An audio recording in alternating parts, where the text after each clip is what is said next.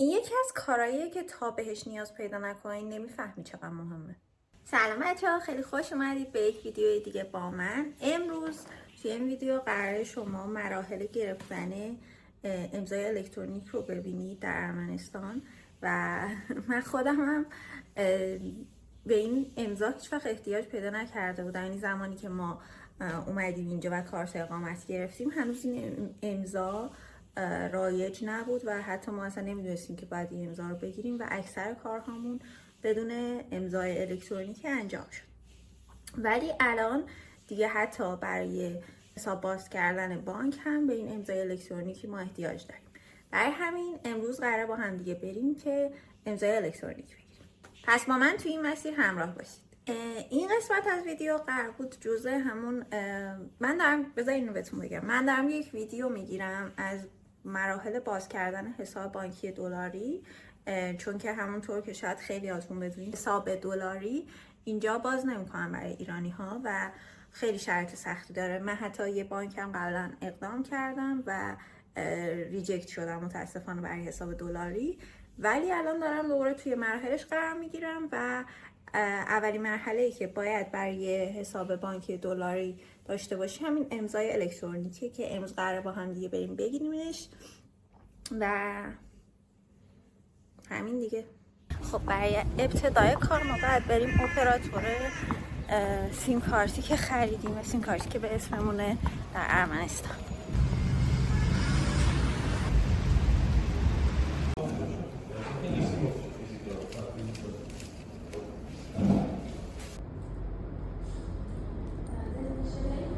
اومدیم اپراتور سیم کارتمون و به همون گفت که نمیدونم صدا میاد یا نه، گفت که ما کارت اقامت های ثبت شرکت کارت اقامت های مقوایی بودن سال گذشته، حالا امسال نمیدونم که حالت الکترونیک شدن یا نه، و این کارت های اقامتی که خودشون صادر کردن الان میگن که باید ببری تاییدیه بگیری از اداره مهاجرت و اونجا چیز کنیم و بریم وازگن سرویسیان 3 ببینیم اونجا چه خبر. اینجا هم وازگن سرویسیانه که به ما گفتن که بیاین برید اینجا برای امضای الکترونیک. خب ما رفتیم سارگسیان و به همون گفت که به خاطر اینکه روی کارت اقامت فقط مهر داره باید پشت کارت اقامت هم مهر داشته باشه و بعد بریم اداره پاسپورت و ویزا فکر کنیم همچین چیزی فارسیش میشه و بریم اونجا و مهر بزنن که 3 تا اداره بود توی یروان که باید ببینید کدوم منطقه زندگی میکنید. اگه کنترون هستیم فکر میکنم پشته که روبروی راشاماله و بریم اونجا روی نقش حدود دیدم و اونجا مهر بزنه و دوباره بیایم سارگسیان که یه برگه نمیدونم یا توی سیستم هویت ما رو تایید کنه و بعدش دوباره بریم 24 ساعت بعدش که بگذره باید بیایم همه اپراتورهای سیم کارتمون که انجام بشه. این هم از این. خب اگر اینجوری بوده چرا اصلا به ما کارت اقامت کاغذی دادن که بخوان این درد سرها رو داشته باشیم؟ نمیدونم.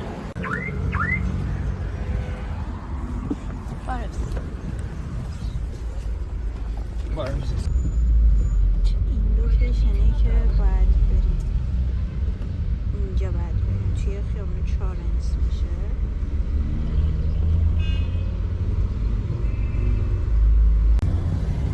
فرید خیلی عصبانیه به خاطر اینکه از کارهای اداری خیلی بدش میاد و خدایی هم واقعا زور داره دیگه. فکر کن مثلا تو مجبور باشی چند بار یه کاری انجام بدی. این لوکیشنی هم که داریم میریم فکر میکنم لوکیشنیه که سوشال نامبرمون هم از همونجا گرفتیم. دقیقا یادم نمیاد چون خیلی وقت ازش میگذره ولی فکر میکنم همون لوکیشن باشه. خلاصه این دیگه.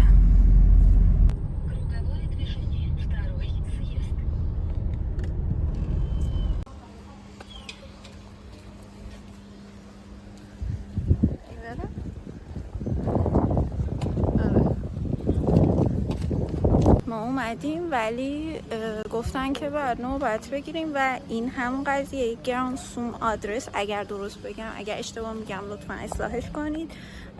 گفتن که بعد پلیس، شما درخواست میدی پلیس بیاد خونت و تو رو محل سکونتت رو مثل اینکه تایید کنه. باز انگلیسی بلد نبودم من، حالا اینا رو دست و پا شکسته از ارمنی فهمیدم که منظورشون این بود و نوبتش هم فقط آنلاین، الان نمیشد از دستگاه نوبت بگیری، خیلی هم شروع بود.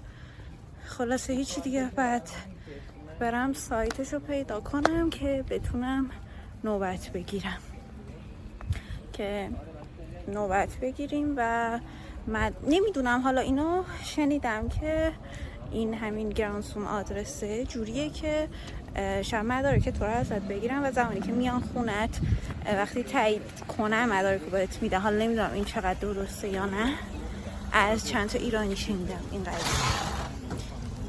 همین دیگه، پس امروز تمام نمیشه و برم سایتش. حالا برای شما این پایین وقتی پیدا کردم میذارم که نوبت بگیریم. اینم بهتون بگم که به این مخففاً میگن میت موبایل آیدی و میشه انگار چند مدل گرفت، ولی راحت ترینش راحت ترینش یعنی همین سیم کارت هست که از روی سیم کارت امضای الکترونیک بگیری. مسخره بازیه دیگه، یه سری چیزا واقعا مسخره بازیه. مثلا همون موقع که آدم برای سوشال نامبر میاد بعد آدرس رو ریجستر کنن. چرا مثلا بعد که اقامت گرفتی مثلا 1 سال از روش دیگه، ما الان چند وقت دیگه کارت اقامتمون برای کارت اقامت جدید اقدام کنیم و اینها تازه الان میخوان که آدرس ما رو ریجستر کنن که پلیس بیاد خونمون رو.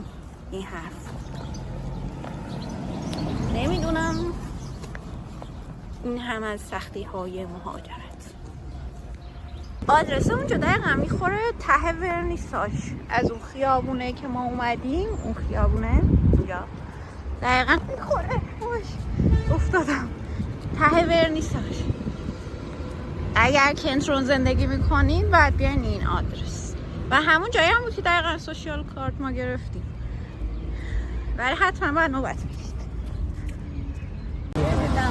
یه گل خریدیم از این خانم دم ورنیساژ، خیلی گل داره، گلاش هم قیمتش خوبه خدایی. مثلا یه دونه این سانسوریا رو خریدیم 2000 درهم، مثلا اون گل رو میداد 5000 تا. این ستاره هم برای ایران.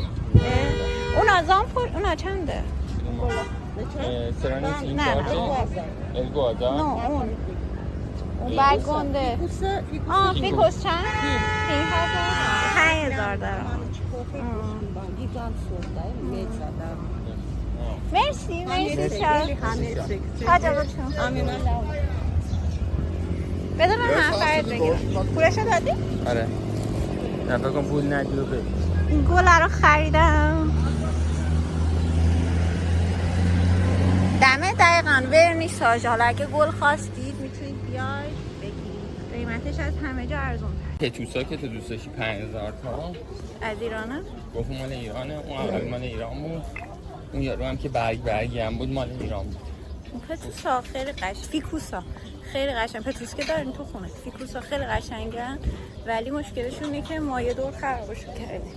میترسم دیگه واقعا فیکوس بگم، ولی اینا مرگ نداره، امیدوارم البته.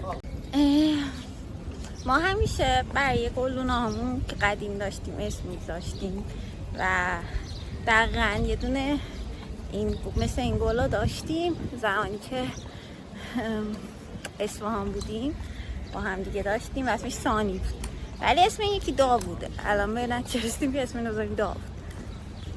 میدونم هیچ ربطی نداره ولی این اسمش نگاه کنید اینگو، این برای بیمه مسافرتیه. اگر کارت بانکی ندارید توی ارمنستان، ما هم اوایل که نداشتیم برای سفر به گرجستان اومدیم اینجا حضوری گرفتیم. بیمه مسافرتی گرجستان هم قبلا قیمتش گفتم فکر کنم 1200 درهم اگر بخواید حضوری بگیرید. با کارت بانکی که خب قیمتش فکر کنم ارزون تر باشه، 1000 درهم شاید 1100 درهم باشه. هیچ ربطی نداره، ولی خب الان دیدمش گفتم که بهتون نشون بدم. آدرسش هم دقیقا همون خیابونی که از میدون جمهوری میاید که میخوره به ورنیساژ، توی همون خیابونه. اسمش هم سرچ کنید میاد بالا، اینگو.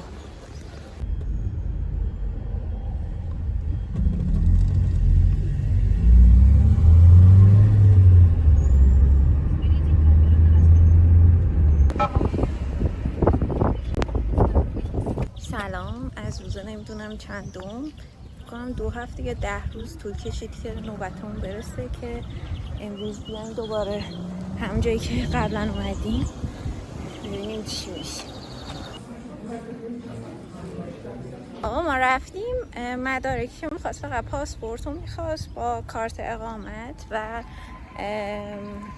بگو سوس کارت هم از من گرفت که نگاه کنه.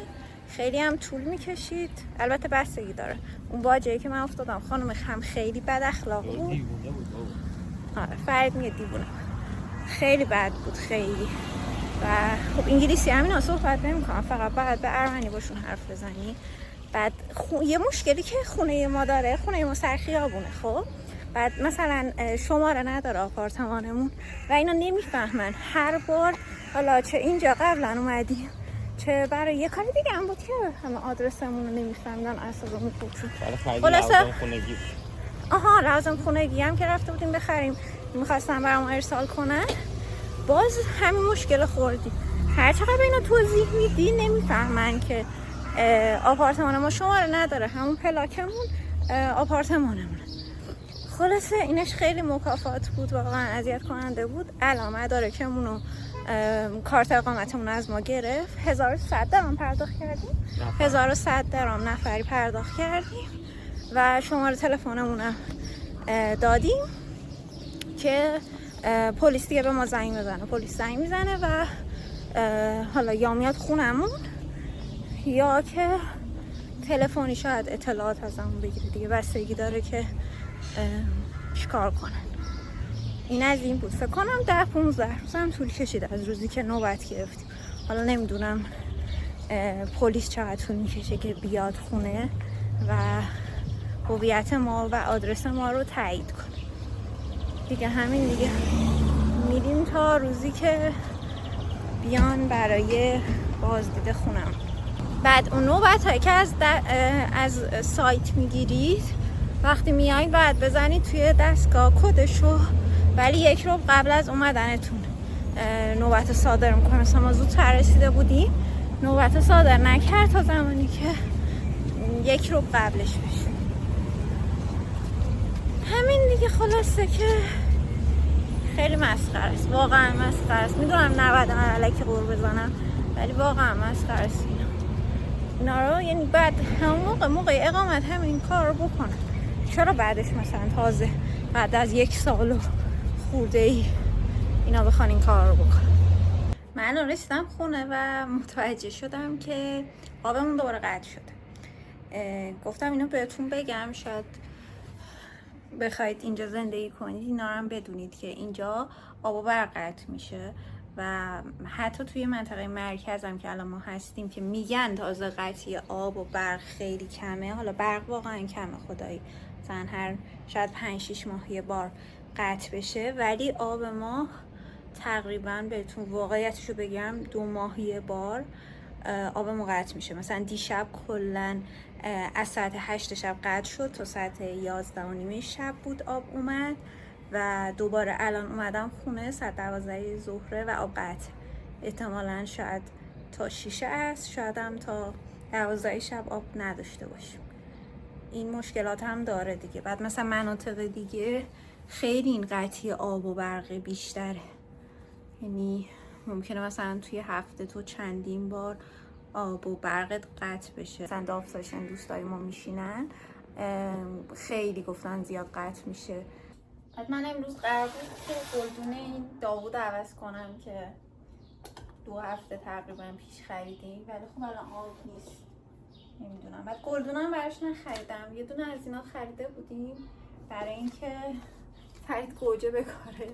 نمیدونم جوگیر شد. زمستون خیلی اینجا گوجه گرونه، واقعا گرونه قیمتش و اصلا صرفه، یعنی حتی از موز هم گرون تره. خیلی مثلا کیلویی 1000 خورده درامه، 1200 درام هم بعضی وقتا تو زمستون میرسه. الان دوباره قیمتش خوب شد، نصف شد، ولی زمستون گرون میشه. فرید حرکت جوگیر شد، گفت من باید گوجه بکارم که دیگه خود کفا بشه، ولی خب نکاش دیگه. برای همین گفتم همین استفاده کنم، خوشگل میشه فکر کنم.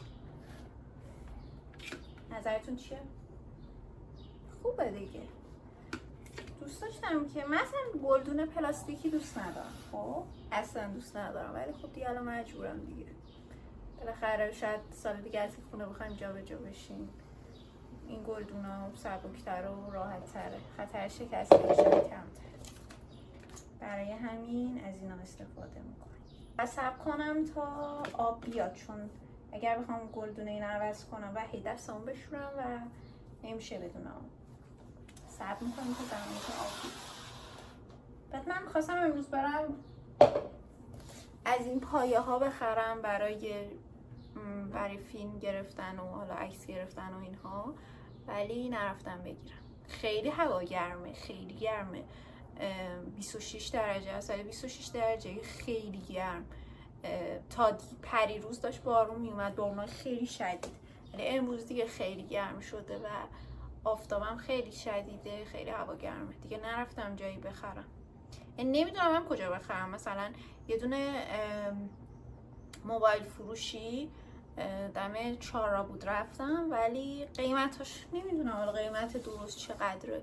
مثلا 3 پایه رینگ لایت، 3 پایه‌اش میان دیگه بکنم، با رینگ لایت اون میداد 10,000 درام، ولی اونقدر سفت و محکم نبود. نمیدونم، تا حالا نخریدم که بدونم کدومش خوبه کدومش بده.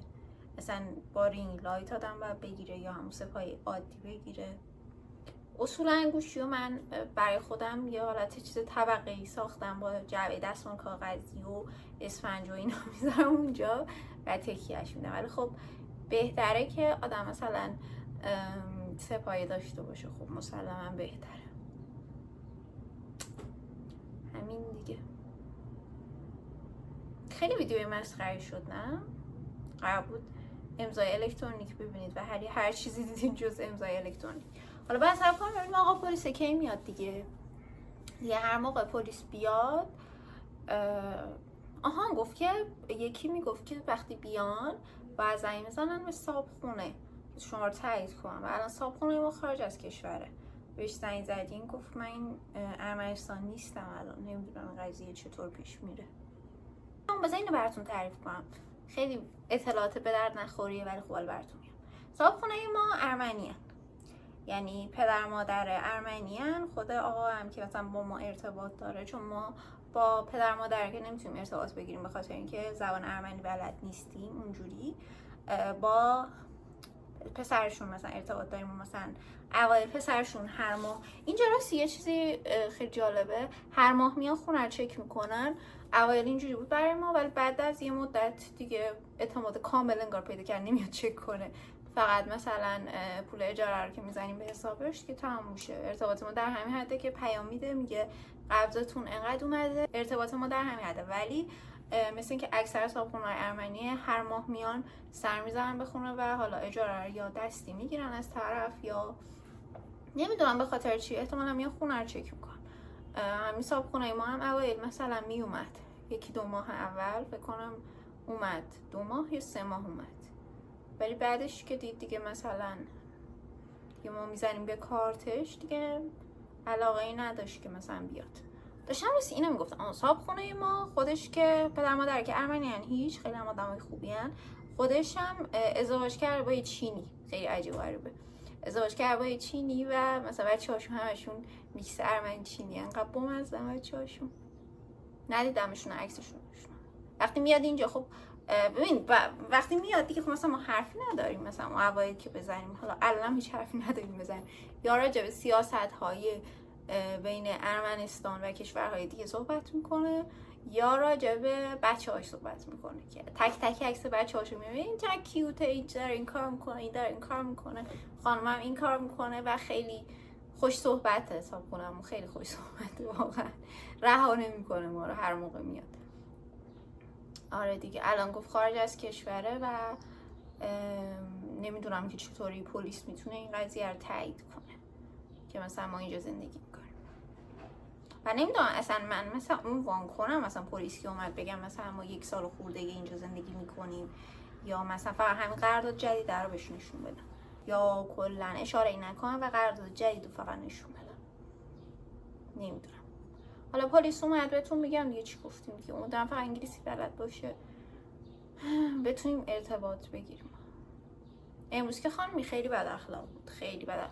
از شانس فرید باجش خیلی خانمی خوش اخلاق بود، همون خانمی بود که مثلا کی بود، مثلا اون اوایل که اومده بودیم 1 سال خورده پیش رفت بودیم سوشیال نامبر گرفته بودیم، اون خانمه بود. اون خانمه واقعا خانمه خوش اخلاق و خوبیه. ولی اینی که من رفته بودم با همه که دعوا داشت هیچی، اصلا با آدم کنار نمی اومد. مثلا من نمیفهمیدم چی میگه، مثلا گفت اسم تو بنویس، من اسمم می نوشتم و من گفت نه اینجوری حرف منم نمیفهمیدم دقیقاً چی میگفت. حالا منظورش همین بود که اسم فامیل تو بنویس و امضا کن، من دقیقاً همین نوشته بودم. نمیدونم، خیلی بد اخلاق بود. حالا باید ببینیم چی میشه. سلام از 2 روز بعد از اینکه ما رفتیم و اقدام کردیم برای گرانسوم آدرس. امروز پلیس زنگ زد و برای ما 2 تایی با هم اقدام کردیم، ولی امروز برای فرید اومد و گفت که هنوز مدارک من نرسیده که بیاد و گفت که نمیاد دیگه خونمون. برای مدارک ما باید بریم اداره پلیس و اونجا امضا کنیم. ولی امروز که اومد به صاحبخونه زنگ زد. صاحبخونه ما هم که گفتم خارج از کشور بود و بر همین تو واتساپ با خط خودمون زنگ زد بهش. اونم تو عمل انجام شده قرار گرفت، چون که نمیدونست که ما میخوایم ثبت آدرس کنیم. ما هم خودمون نمیدونستیم قرار ثبت آدرس کنیم. به ما گفته بودن برای امضای الکترونیک بعد قبلش بریم مهر بزنه پشت کارت تو. بر همین مراحلش یکی این بود که باید آدرس تو ثبت بشه. خلاصه هیچی دیگه، با صاحبخونه‌مون صحبت کرد، یه فرم خودشون پر کردن، امضا کرد فرید و همین. حالا ببینیم فردا چی میشه برای من و کی مدارک ما رو به ما تحویل میدن که ما بریم برای امضای الکترونیک. به الان من به این امضای الکترونیک احتیاج دارم و ثبت آدرسه، به خاطر اینکه میخوام توی یک بانک حساب باز کنم که از شرایط حساب دلاریش اینه که باید حتما این 2 تا مورد داشته باشم. و خب اگه الان این قضیه خیلی هم طول کشیده و نمیدونم هم کی درست میشه، اصلا درست میشه. همین دیگه باید صبر کنم ببینیم چی میشه، که ببینم بانک چی میشه. بانک الان قضیهش خیلی برام مهمه. یه بارم من ریجکت شدم یه بانک دیگه، اونا البته واقعا سلیقه عمل کردن، ندادن بهم. اون اولم که اومدیم برای یه بانک دیگه بر حساب دلاری اقدام کردیم، پولش هم دادیم 25,000 درام. اینجا بعد درخواستش بعضی بانک ها پولو میگیرن قبلش و وقتی هم درخواست قبول نشه پولتو پس نمیدن. ما دادیم و اونجا ریجکت شدیم. دست 2 بار برای حساب دلاری ما اقدام کردیم و ریجکت شدیم. حالا باید ببینیم این بانک چی میشه. تازه اگر مدارکمون کامل باشه بعد ببینیم که این بانک چی میشه، بهمون حساب دلاری میدن یا نمیدن. خب اینم واقعا بده دیگه. فکر کن چی بگه آدم، یه سری واقعا احتیاج دارن به این حسابا و خب نمیدن بهت خیلی راحت. مثلا قبلا حسابایی میدادن که سویفتش بسته است، این تو نمیتونی، مثلا میتونی خرج کنی از اون کارت، حالا ویزا یا مستره، ولی نمیتونن از حسابای بین المللی به حسابت پول بزنن، سریعا بلاک میشه. آدم ایرانیا براشون این شرایط ها، برای بقیه کشور اصلا این شرایط نیست. برای چینیه، روسه، برای اینا اصلا این شرایط نیست. برای ما ایرانی هاست که این شرایط هست. آدم از همینش میمونه. این حکومتی ها خیلی راحت برای جام جهانی راه دادن، ویزا هم بهشون دادن، بعد مردم عادی که حالا سالها زحمت کشیدن، حالا پذیرش دانشگاه گرفتن، نمیدونم هر کاری کردن فقط برای اینکه ویزای آمریکا رو بگیرن و برن، ریجکتشون میکنن. این عدالت نیست دیگه، واقعا عدالت نیست. هر جور بخوای نگاه کنی، اگر با حکومت مشکل دارید شما، پس چرا اون شرایط فقط روی مردم ایرانه؟ چرا روی حکومتی ها و افراد وابسته به حکومت نیست؟ الان مثلا حساب بانکی به ماها نمیدید، خب پس چرا به بچه های اونا میدید یا به خود اونا حتی میدید؟ نمیدونم به خدا واقعا این عدالت واقعا نیست دیگه. ماها به خاطر یه سری آدم مریض روانی زندگیامون تحت تاثیرش قرار میگیره. سلام. از یک هفته بعد، یه هفته گذشته از روزی که پلیس اومد خونه ما و هیچ خبری هم ازش نشد. ویدیوی امضای الکترونیکی هنوز بهش نتیجه‌ای نرسیده و هنوز منتظریم که پلیس به ما خبر بده که بیایم مدارکمون رو بگیریم. ولی امروز رفتم یه دونه از اینا خریدم، از این پایه ها که فکرم چند روز پیشم توی ویدیو بهتون گفتم که میخوام برم بخرم و رفتم خریدم بالاخره از بازار پتاک. اگر نمیدونید بازار پتاک چیه، یه بازار حالت پاساژ قدیمی طوریه که قیمت ها ارزون تره و همه چی توش پیدا میشه تقریبا میشه گفت. و اینو خریدم قیمت 5000 درام. بیایم با هم آنباکسش کنیم. کاورم داره، من ندیدم این کاور داشته باشه. قیمتش 5000 درام بود، به دلارش فکر کنم میشه 12-13 دلار اگر درست بگم.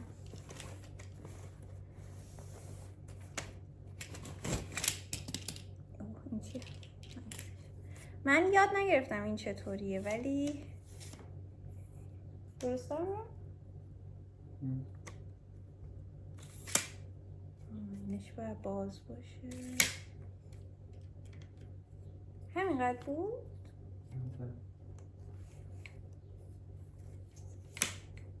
بلندتر بود.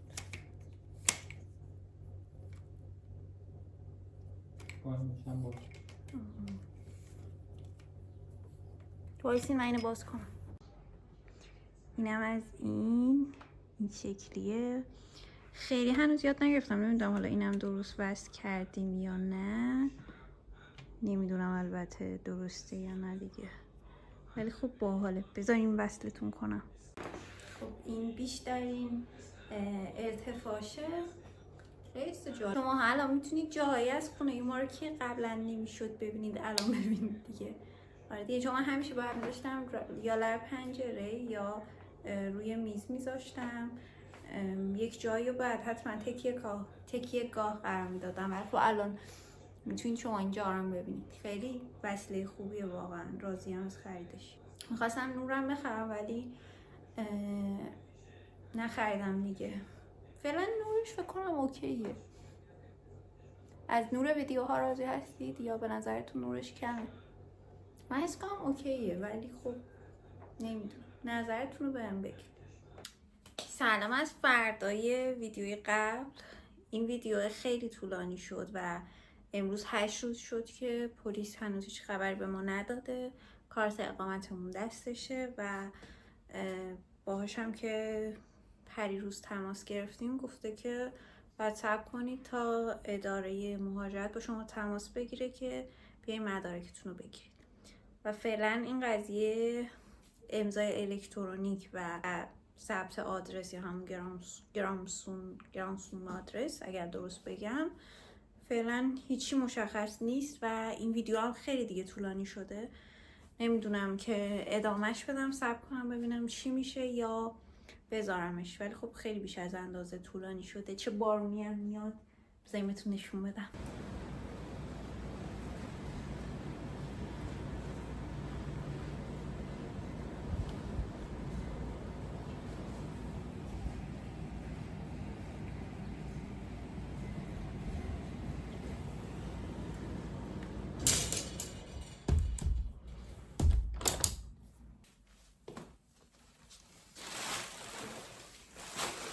گفتم بذار این گلدونه رو که اون روز آب قطع بود نتونستم عوض کنم، امروز عوضش کنم و احتمالا این ویدیو رو بذارم. حالا هر موقع نتیجه امضای الکترونیک یا گرانسوم آدرسه، حالا هر کدومشون مشخص شد ادامهشو میگیرم، چون این ویدیو خیلی دیگه داره طولانی میشه.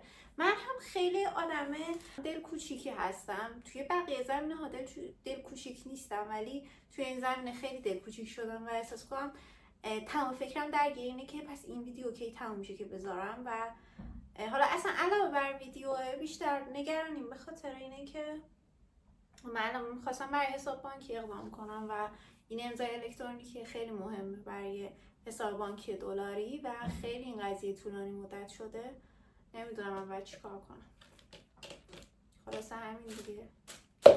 هم از این طرف دوست دارم ویدیو زودتر تمام میشه و دوست دارم زودتر یه کاری که شروع کردم به نتیجه برسه. یعنی دوست دارم زودتر نتیجه امضای الکترونیک هم مشخص بشه، نتیجه که پلیس اومد خونم مشخص بشه و الان همه چی تو هواه.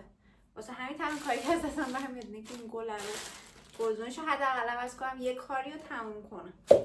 من اینجا اصلا گل و گیاه ندارم، در اصل داشتم ایران که بودم خیلی اهل گل و گیاه هستم، ولی اینجا این میشه اولین گلدونی که خریدیم و هیچ وسیله باغبونی هم ندارم. خاکم فقط همین خاک است. امیدوارم قرار بود همزمان که این کار میکنم به کامنت های اون پست ویدیو 1 سالگی جواب بدم. خیلی کامنت قشنگ داشتم که شما هم اون کامنت ها رو بدید، چون هر کسی اومده بود تجربه خودشو و دیدگاهشو نسبت به مهاجرت نوشته و خیلی قشنگ بود. واقعا هر کدوم یه داستانی بود و خیلی قشنگه.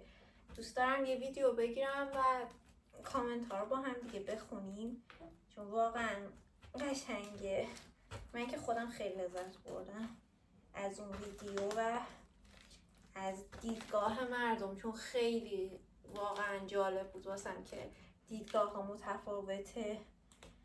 حالا کامنت بعدم گرفتم توی اون ویدیو، خیلی هم گرفت، خیلی که نه بیشتر واقعا لطف و محبت بوده و حالا مردم تجربهشون رو به اشتراک گذاشته بودن، ولی اینش خیلی جالب بود و دوستم حتما یه ویدیو بگیرم و با هم بخونم براتون یه سری از اون کامنت ها رو که خیلی قشنگ بود. اگر ویدیوشو ندیدید لینکشو این طرف یا اون طرف میذارم ببینید. واقعا خالی از لطف نیست کامنت خوندن. حتی اگر حوصله ندارید ویدیوی منم نگاه کنید، اگر تو فکر مهاجرت هستید نظرات بقیه هم بخونید، خیلی دید خوبی به آدم میده، چون اصولا همه واقعیت ها رو نمیگن راجع به مهاجرت و همه سعی میکنن اکثرا. خب توی دوستا خانواده‌مون داریم آدم هایی که مهاجرت کردن و خیلی کسی بد نمیگه، از نه اینکه بد گفتن کار درستی ها، منظورم اینه که واقعیت رو اصلا نمیگن که چقدر سختی میکشن، مشکلاتشون که برشون اتفاق میفته چیه. و خب این خیلی خوبه که آدم ها با دید بازتری توی یک مسیری وارد بشن و خب هم آدم هایی و دور اطرافشون ندارن که خیلی آدم های صادقی باشن و همه چیزو بهت بگن.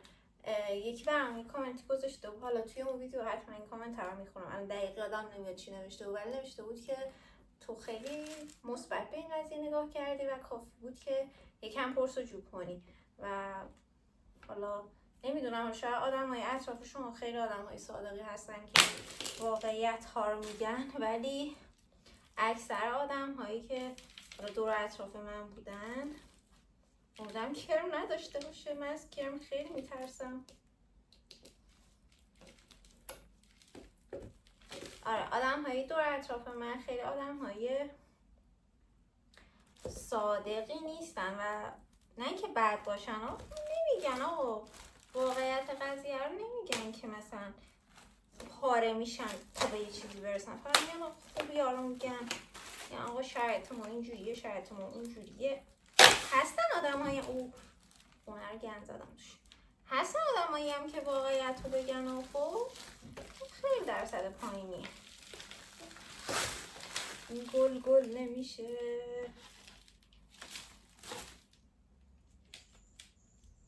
واقعا گند زدم توی ریشا این بدبخت.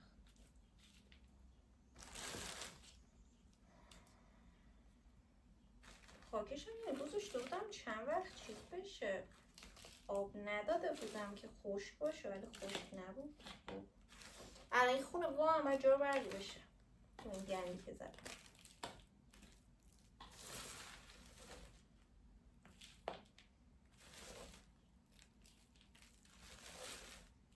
آره خلاصه میگم آدم ها اونقدر صادق نیستن که از شکستاشون بگن و خیلی هم توی همون ویدیو بر من نوشته بودن که چرا قر میزنی. بس قر زدن نیست، بس اینه که چرا خب آدم نگه از مشکلاتش، چرا از شکستهاش نگه. مثلا چه اتفاقی میفته اگر مثلا من امروز بیام بگم که آقا من اشتباه کردم از اینکه این کار انجام دادم، چه اتفاقی میفته؟ مثلا آسمون به زمین میاد. چرا خب آدم های وقتایی باید بیان واقعیت کارم بگن. خب من اینو کاشتم و احساس میکنم که خاکش خیلی کمه و اصلا چی گندی کاری هم کردم.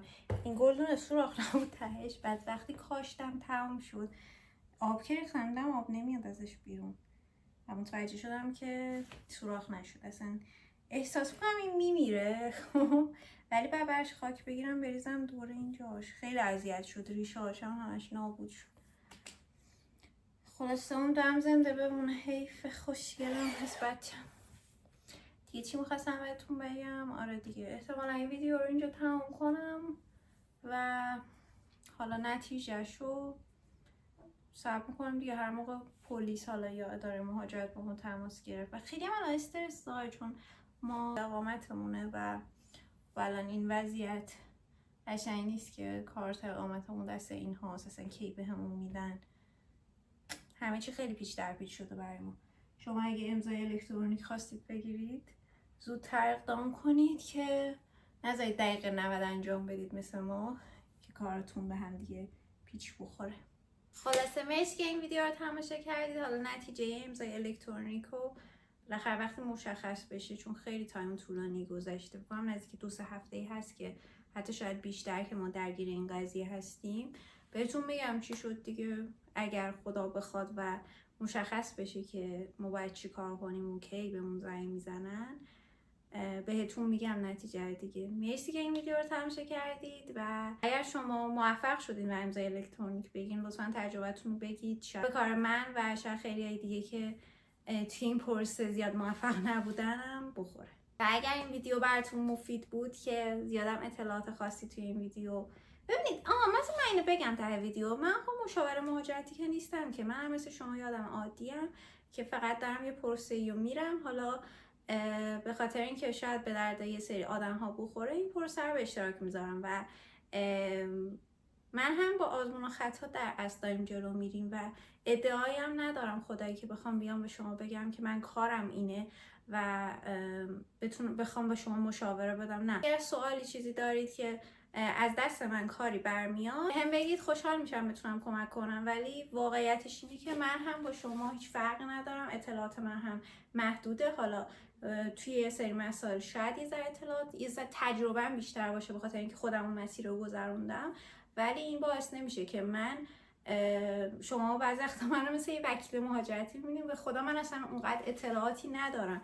من با شما هیچ فرقی ندارم، فقط یه سری مسیرهایی رو خودم گذروندم که شاید اطلاعاتم از شما بیشتر باشه تو اون زمینه و اگر توی اون زمینه سوال دارید کاری از دستم بر بیاد واقعا کوتاهی نمی‌کنم. خلاصه این دیگه. اگر این ویدیو براتون مفید بود لایک و کامنت و سابسکرایب یادتون نره.